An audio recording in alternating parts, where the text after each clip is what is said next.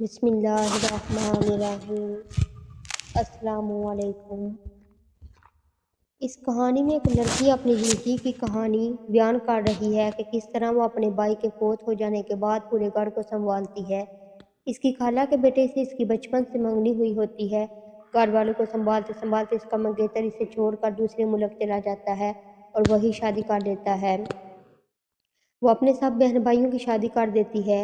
وہ اپنی ماں کے ساتھ رہتی ہے۔ آخر اس کی ماں بھی اسے چھوڑ کر چلی جاتی ہے اور وہ اکیلی رہ جاتی ہے۔ غمزدہ عورت۔ قسمت کے آگے ہر انسان بے بس ہوتا ہے، کیونکہ قسمت کا لکھا انسان مٹا نہیں سکتا۔ مقدر لاکھ کوشش کے باوجود بھی انسان کی کوشش کو ہرا دیتا ہے۔ مقدر میں اگر بے وفائی لکھی ہوگی تو وفا کہاں سے ملے گی؟ یوں تو ہر شخص بڑے احترام سے ملا، مگر جو بھی ملا اپنے ہی کام سے ملا۔ میرے والد بچپن میں ہی فوت ہو گئے تھے۔ میری والدہ کپڑے سلائی کر کے گھر کا خرچہ چلا رہی تھی۔ ہم 3 بہنیں اور 2 بھائی تھے۔ والد جب فوت ہوئے تو ہمارا اپنا علیحدہ مکان بھی تھا۔ بڑے بھائی کو تعلیم مکمل کرنے کے بعد دوسرے ملک جانے کا شوق تھا، لہٰذا اس نے اپنے شوق کی خاطر مکان بیچ دیا اور دبئی چلا گیا۔ بھائی گھر میں خرچہ بھیج رہے تھے، جس کی وجہ سے ہم بہن بھائی اپنی تعلیم مکمل کر رہے تھے۔ ہمارے پڑوس میں میری خالہ کا گھر تھا، ان کے 2 بیٹے تھے۔ خالہ کے بڑے بیٹے کاشف سے میری بچپن میں منگنی ہو گئی تھی۔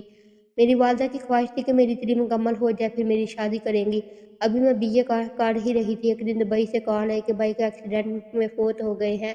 ہمارے تو جیسے پیروں تلے سے زمین نکل گئی ہو، پھر سے گھر کے حالات بکھر گئے۔ اب مزید تعلیم حاصل کرنا ناممکن تھا۔ گھر کے حالات کی وجہ سے نوکری کی تلاش شروع کر دی۔ کاشف کو بڑے بینک میں نوکری مل گئی تھی۔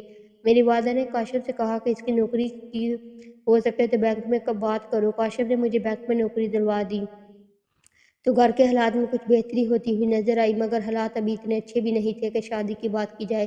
خالہ بار بار آتی، اب میرا بیٹا نوکری پر لگ گیا ہے تو شادی کر دی جائے۔ والدہ حالات کے ہاتھوں مجبور تھی، بس خالہ جب بھی آتی تو مہلت مانگتی رہتی، یہاں تک کہ 8 سال کا عرصہ گزر گیا۔ امی کہتی پہلے چھوٹے بچوں کی تعلیم مکمل ہو جائے، پھر شادی کی تاریخ طے کروں گی، مگر حالات تھے کہ مکمل طور پر سنورنے کے بجائے بگڑتے ہی چلے جا رہے تھے۔ چھوٹی بہن کی تعلیم مکمل ہوئی تو ان دونوں نے اپنے لیے لڑکے خود ہی پسند کر لیے اور شادی بھی کروا لی۔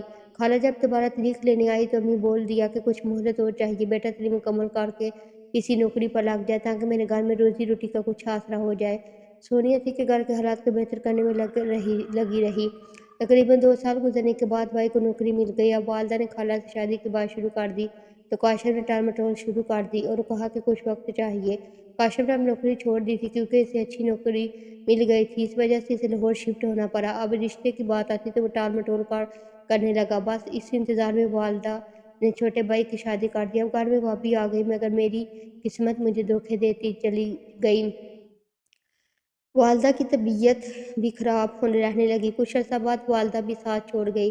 اب تو سونیا بالکل اکیلی تھی اور اتنا تھا کہ انتظار تھا کہ ختم ہونے کا نام ہی نہیں لیتا تھا۔ خالہ نے جب کاشف سے بات کی تو پتہ چلا کہ کاشف نے لاہور میں اپنے دفتر میں کسی لڑکی سے شادی کر لی ہے اور لاہور میں اپنا ذاتی مکان بھی لے لیا ہے اور ان کا ایک بچہ ہے۔ سونیا کو تو یہ بات بجلی کی طرح لگی کہ گھر کے حالات ٹھیک کرتے کرتے ساری زندگی گزار دی اور جیسے چاہا وہ اپنا نہیں رہا۔ سونیا کی تو زندگی ہی اجڑ گئی، اسے نہ بھوک لگتی تھی، نہ پیاس اور نہ نیند آتی تھی۔ سونیا نے اپنی حالت پاگلوں جیسی کر لی اور جب قسمت میں جدائی ہو تو انسان قسمت کے آگے مجبور ہو جاتا ہے۔ قسمت میں بھی جدائی تھی۔